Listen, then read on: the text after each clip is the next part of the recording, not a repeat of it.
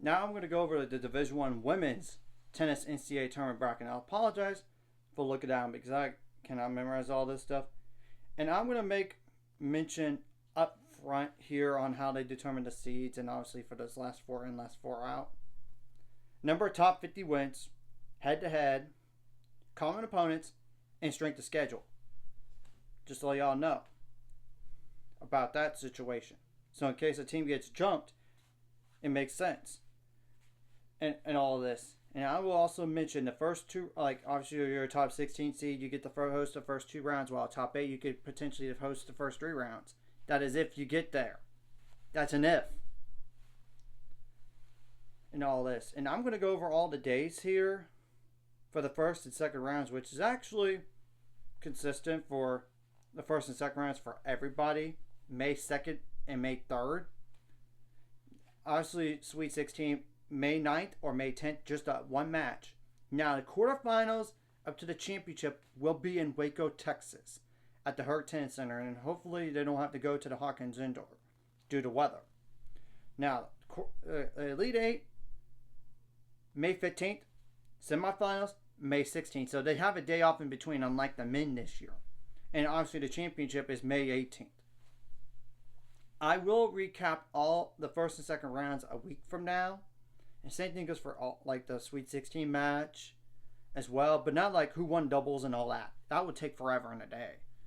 But for the Final Four and the National Championship matches, of course I'm going to do that. But Elite 8, no, I'm not doing it. And obviously, I will, once it gets to Elite 8, I'll go over like the who's definitely gone in terms of the number of seniors and all this for all the teams involved.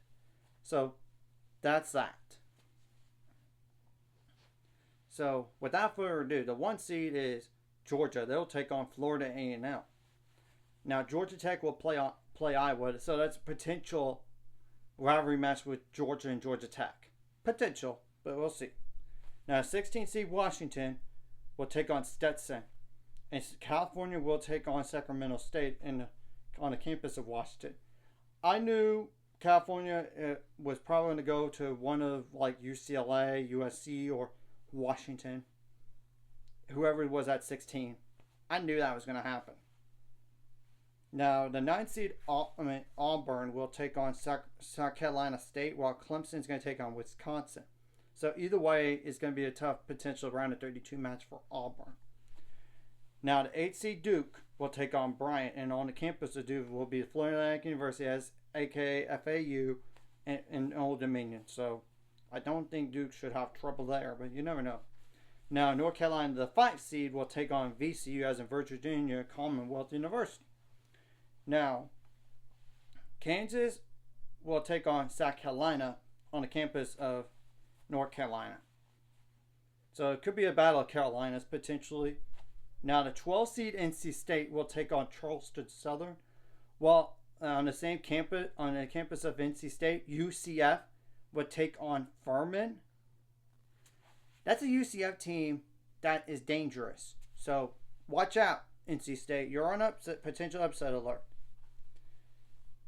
Now, the 13th seed LSU will take on SFA, as in Stephen F. Austin. On the same campus as LSU is Memphis and USC. That's a long way to travel for USC, but USC is one of those dangerous teams out there. So LSU needs to beware and all this. And I do not know the health status for all these teams here. I do not. In all this. The 4th seed Ohio State will take on Buffalo, while Notre Dame and UIC will play on the campus of Ohio State. So Notre Dame could push Ohio State. And Ohio State actually did win the Big Ten championship over Michigan, and that's why they jumped all the way up. Now, the 3 seed Michigan will take on Youngstown State. And on the same campus as Michigan, Ole Miss will take on Arizona State. Now, the 14 seed Texas will take on Grand Canyon University. And Baylor is going to take on Boise State. And that's a long way to travel for Boise State and all this. So, but if Baylor does get through that match, it's a rematch from earlier this year where Texas beat Baylor despite winning the doubles point for Baylor. And that's the only match that Baylor's lost when they had won the doubles point this year. So the 11th seed Texas Tech will take on Boston University, while Stanford is going to take on FIU.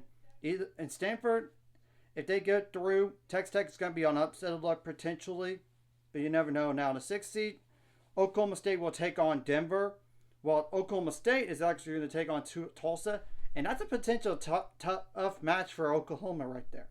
Now, the 7th seed, Virginia will take on Farley Dickinson University as an FDU, and Arizona is going to take on Illinois on campus of Virginia.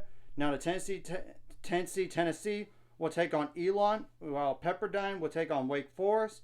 The 15 seed Vanderbilt will take on Xavier, and they're going to take on either UCLA or Harvard. And that's a potential tough match if it's UCLA for Vanderbilt. That's a long way to travel for UCLA, but still. Now, the 2 seed Texas A&M will take on Quinnipiac, and obviously they're going to get either UC Santa Barbara, which will take on Rice. So we're going to have to wait and see what happens from here. So anyways, if you like this content, hit the like, subscribe, and see you guys later. On the road to 800 subscribers. Of course, ultimate goal is 1,000 more. Some money. Of course, like video, comment video really helps YouTube algorithm. Some more people. Since the video does help as well, some more people can watch. And if you're watching and not subscribe, hit subscribe button for the notification bell as well.